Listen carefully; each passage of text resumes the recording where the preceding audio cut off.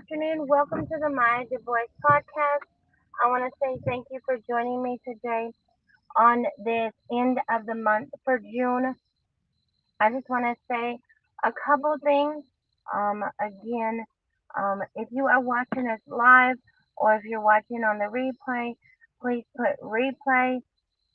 One of the things that is become near and dear to me is the amount of GoFundMe's that I'm seeing. Just whether it be from a death in the family, or if it is, a direct family member. I was talking to a good friend this last week, and her sister passed away just out of the blue. She was in the hospital, and they didn't give her long. But in speaking with her, Um, the family did set up, a GoFundMe. It was very, in speaking with her, very eye opening as to what there is out there. And,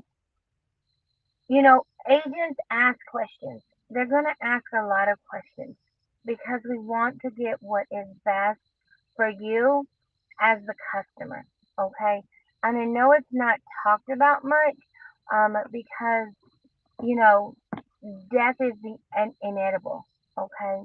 But when we talk about it with someone, whether it be an agent, whether it be you're going online to research, or if you are looking, anything, I want to encourage, if you're between the ages of 18 to say 25 years old, find someone. Find someone that you feel like you can gain their trust and be able to ask questions. Find out exactly what you're wanting. Find out exactly what you're needing. Most of the time, I'm finding those that are the 18 to 25, they don't have anything. You know, you've got the student loans. You've got certain things that, are out there.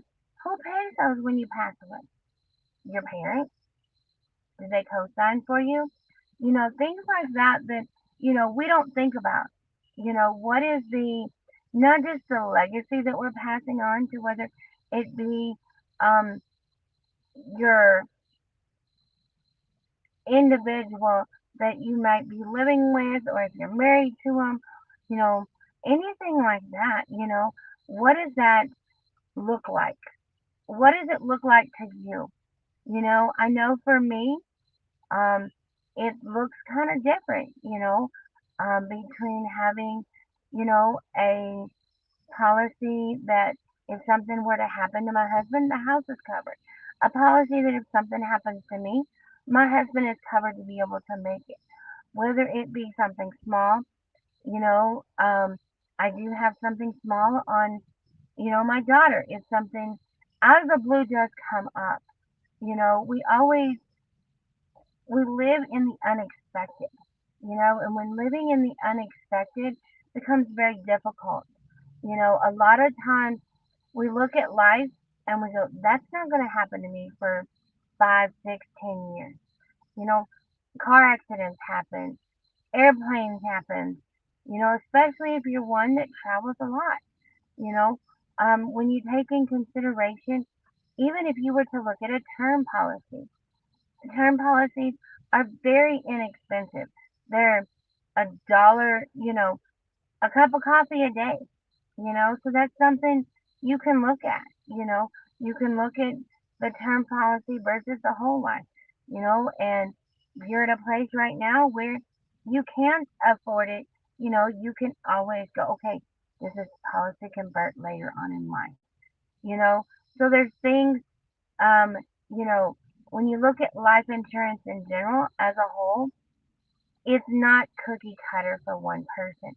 What might be best for me might not be best for the person sitting next to me. You know, um, might not be best for, you know, the next person that you're talking to.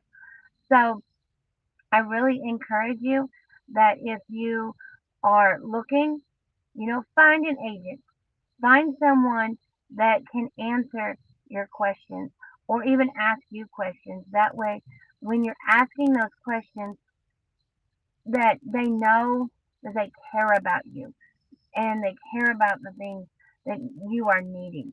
When it comes down to it, when you're looking at it, they're going to ask you, what do you make?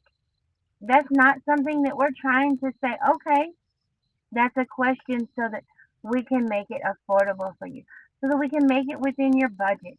Maybe they ask you, are you renting? Are you owning?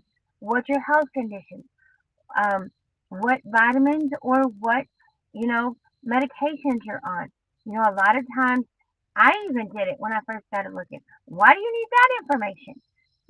And so it comes down to the information that they need that to be able to go through the underwriting, whether it be, you know, State Farm or if it's AAA or, even if you're looking at something like Transamerica or another company that's out there is Mutual of Omaha, you know.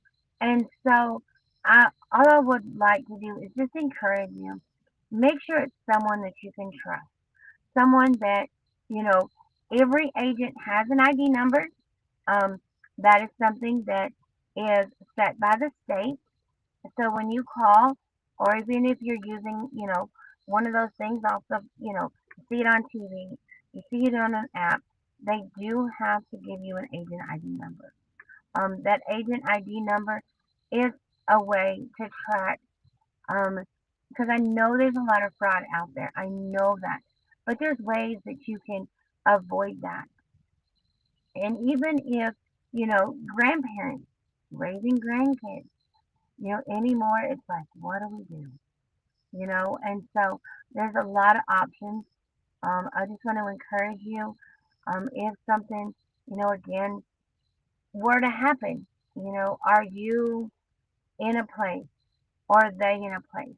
It is sad to see the GoFundMe, because then the families, I've seen it time and time again. Who's going to pay this?